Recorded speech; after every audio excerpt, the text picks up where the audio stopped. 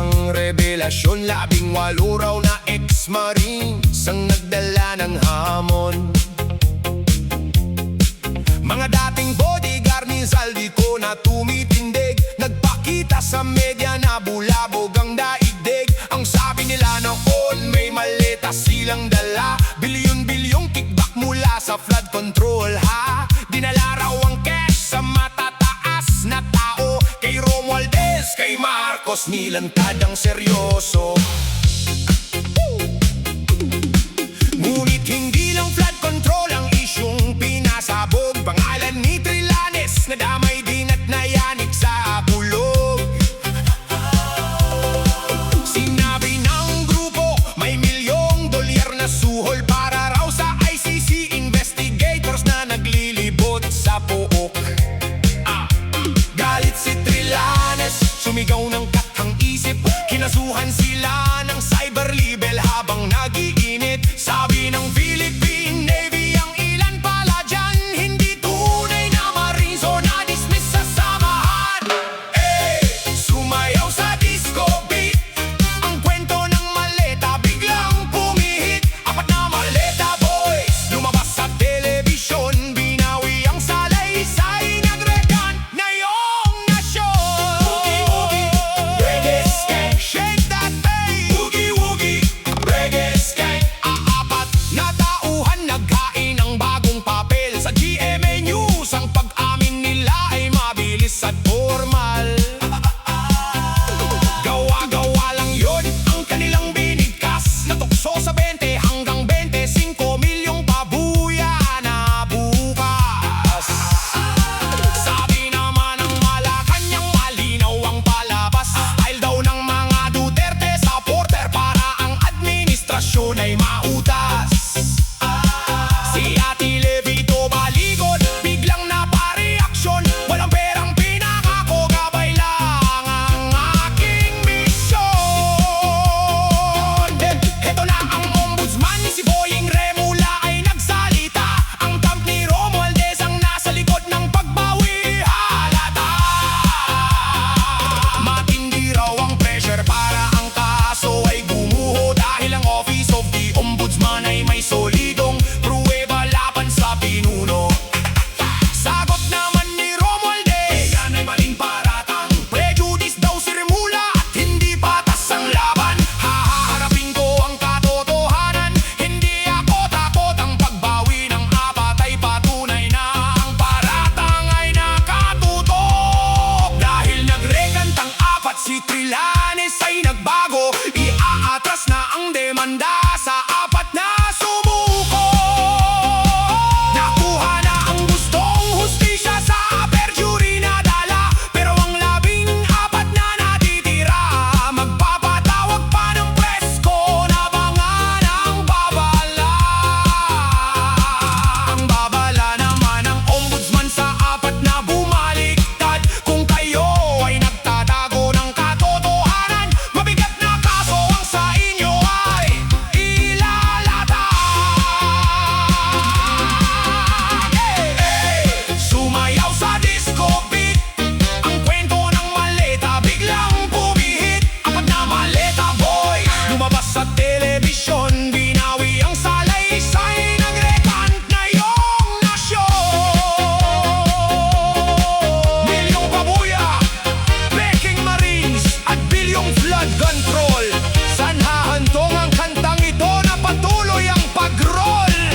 Si Remula, si Romualdez, si Trillanes sa eksena, ang maleta boys, scandal, walang katapusang serye sa arena.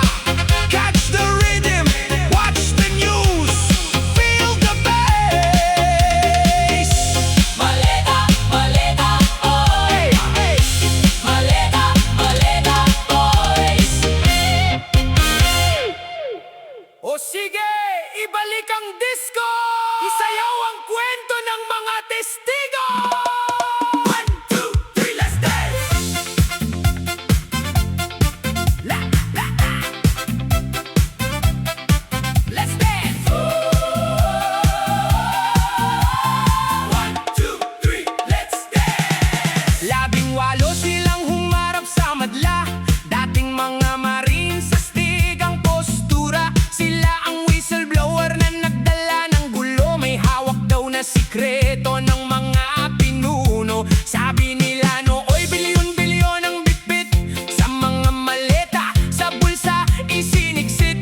Sila ang bida sa balita at TV, ngunit ang takbo ng gabi biglang nabalik. Hey! Sumayaw ang whistleblower sa dance floor ng gulo, apat sa kanila biglang nagiba ng kanta at ritmong tinuturo. Umatras sa laban, affidavit ay binawi, mula sa pagiging bida ngayon ay nakauwi. Bugi-wugi sa kanan, hustle sa kaliwa, ang tapang nung una ngayon ay naging bula. Apat na kasama, hindi kayang tiisin ang init sa harap ng kamera pag amin ay igini. Gawa-gawa lang yon ang sabi ng apat na tukso lang kami sa perang tapat-tapat. 25 milyong piso raw ang pangako, kaya ang dila nila ituluyang napako. Iniwan ng abogado, iniwan ng pangarap, binaliktad ang kwento sa isang pura. Ngayon ang ombudsman sa kanila ay nakatitig, kakasuhan kayo kung ang totoo'y nanginginig. Si Trillanos naman naawa sa apat, iaatras ang demanda na sa kanila ay lalatag. Pero paano ang 14 na natitira sa grupo? Itutuloy ba ang sayaw o uurong din ba rito? Naipit sa gitna ng palasyo at ng kamara ang mga whistleblower, tila naging barya na lang sa kalsada.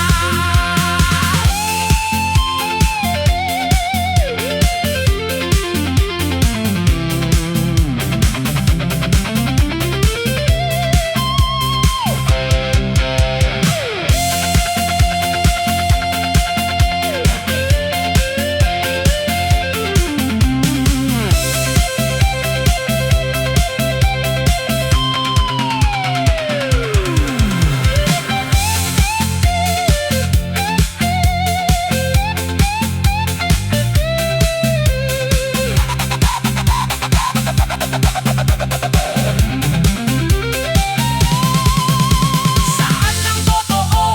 Maleta ng pera o bayaran na laro? Apat ang bumaliktad, 14 ang naiwan, ang disko ng maleta walang katapusan. 1, 2, 3, let's dance!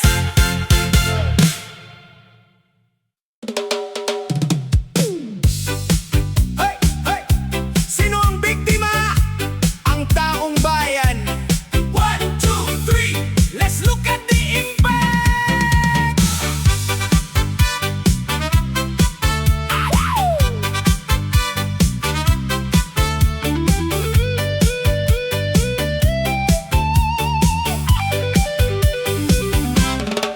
Apat na dating marin biglang bumaliktad ang dila. Ang epekto sa bansa na bulabog, nawalan ng tiwala. Ang sistema ng hustisya naging parang laruan. Kung sino ang may pera, siya ang may kapangyarihan. Nalito ang publiko, saan ba ang totoo? Nasisira ang tiwala sa institusyon ng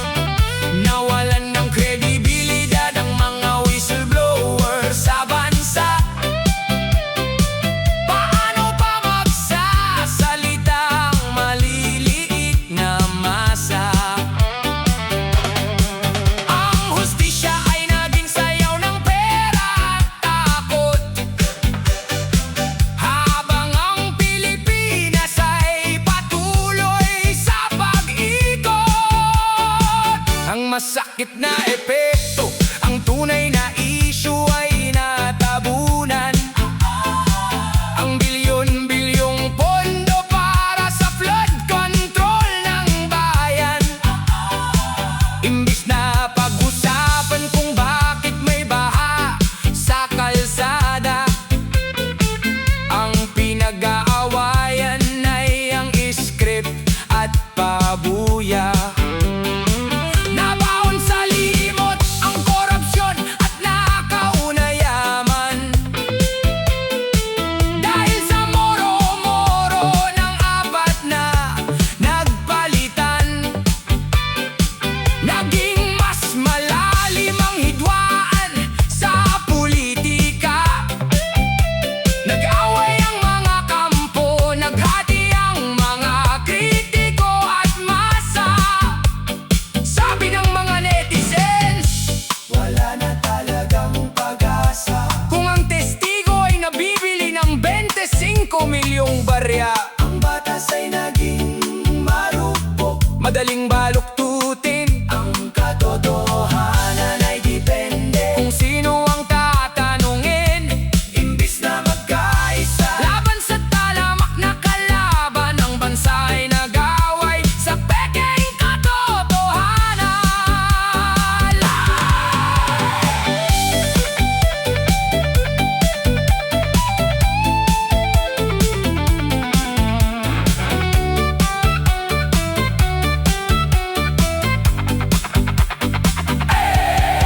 Sumayaw sa disco reggae ng masamang epekto.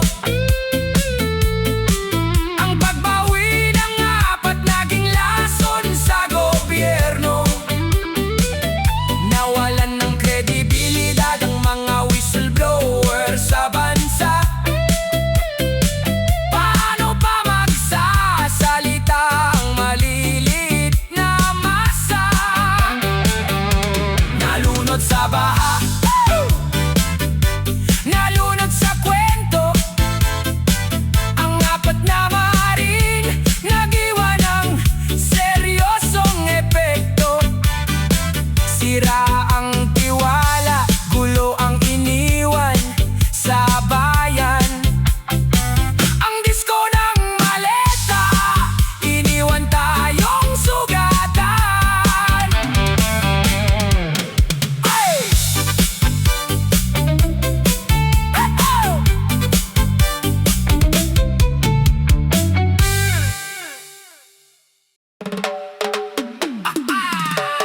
Ay! Yeah! Ay! Sino pa ba ang paniniwalaan kung ang katotohanan ay may presyo? 1, 2, 3, let's face the truth.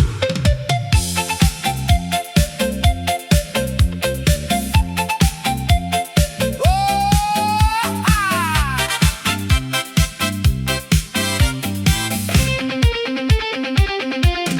Gising sa umaga, scroll sa screen ng telepono. Sari-saring balita, pare-parehong gulo. May maleta ng bilyon na biglang binabawi. May impeachment sa Senado na puno ng pambabatikos at bawi. Sabi ng nasa taas, para sa bayan ng gawa. Pero ang dulo ng kwento, ang bulsa nila ang natutuwa. Pagod na ang tao sa paulit-ulit na laro. Nawalan na ng tiwala ang simpleng Pilipino. Hey! Sumayaw sa disco ng kawalan ng tiwala. Sa magulong Pilipinas, ang pag-asa'y nagiging bula. Peke na ang testigo, peke na ang pangako. Ang tiwala ng mamamayan, tuluyan ng napako. Bugi-wugi sa gitna ng baha at ng hirap. Ang hustisya sa bansa, kay hirap ng mahanap. Tumingin ka sa kalsada kapag umuulan ng malakas. Bilyang flood control budget, bakit walang lunas?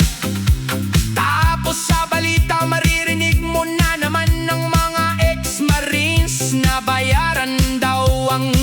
sa daan 25 milyong piso para bawiin ang sinabi. Paano pa maniniwala ang taong de budget gabi-gabi?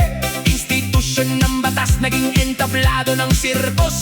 Ang tiwala ng publiko tuluyan ng naubos. Sabi ni kanya-kanyang kampihan, sabi ni Pinoy ateista, wala nang tapat sa bayan. Ang mahirap ay nakukulong sa barya-baryang nakaw. Ang mayaman ay malaya habang sa bilyon ay sumasayaw. Hindi na alam kung sino ang kakampihan sa laro, ang palasyo, ang senado o ang mga rebeldeng sundalo. Ang kawalan ng tiwala ay mas matindi pa sa bagyo dahil unti-unting pinapatay ang pangarap ng tao.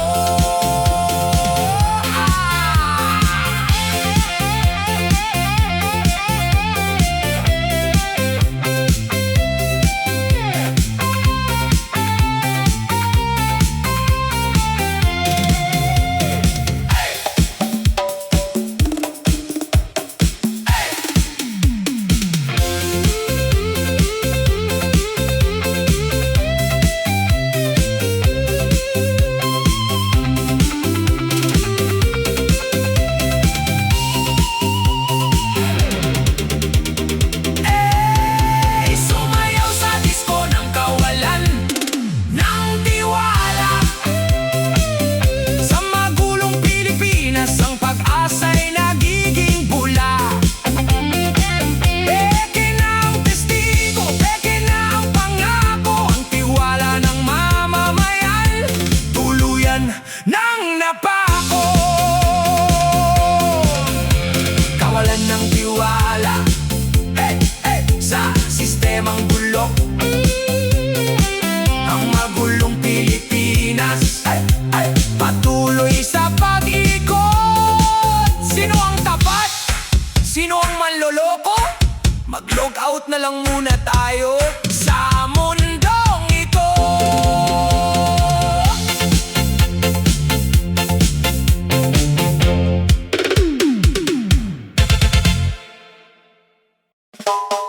May pag-asa pa, Pilipinas! Huwag susuko sa dilim! Sumayaw tayo patungo sa liwanag! 1, 2, 3, bangon na!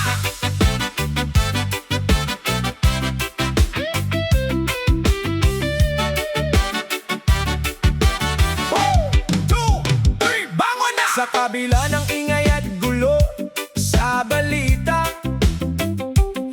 may mas malalim na kwento ang ating makikita. Hindi sa Senado o sa maletang may mansa, kundi sa puso ng bawat mamamayan ng bansa. Tumingin ka sa kapwa na handang magabot ng kamay. Sa gitna ng baha may bayanihang nabubuhay. Ang lakas ng Pinoy ay hindi galing sa pinuno, kundi sa pagkakaisa na kailan may hindi guguho. Sumayaw sa disco reggae ng bagong pag-asa.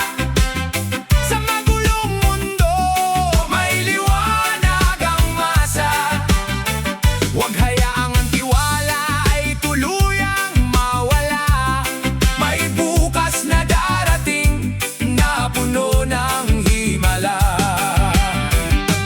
Ugi-ugi sa tamang landas at katwiran. Ang pag-ibig sa bayan ang tunay na sandigan.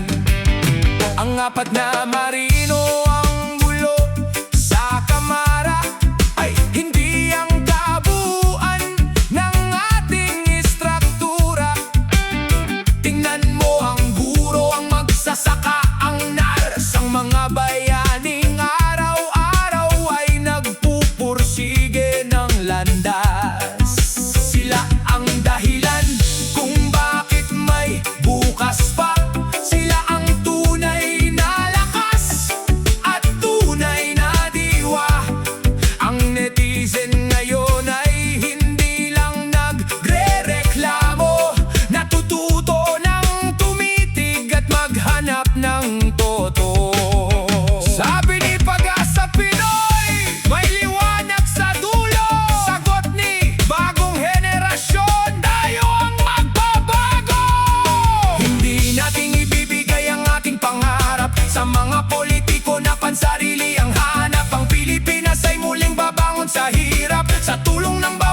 na tapat ang pangarap. Higit pa sa bagyo, higit pa sa baha, ang tatag ng Pinoy ang laging dakila.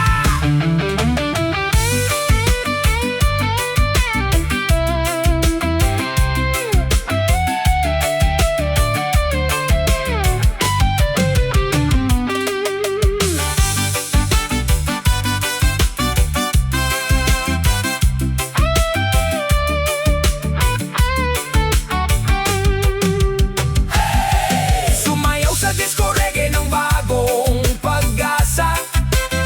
Sa magulong mundo, may liwanag ang masa.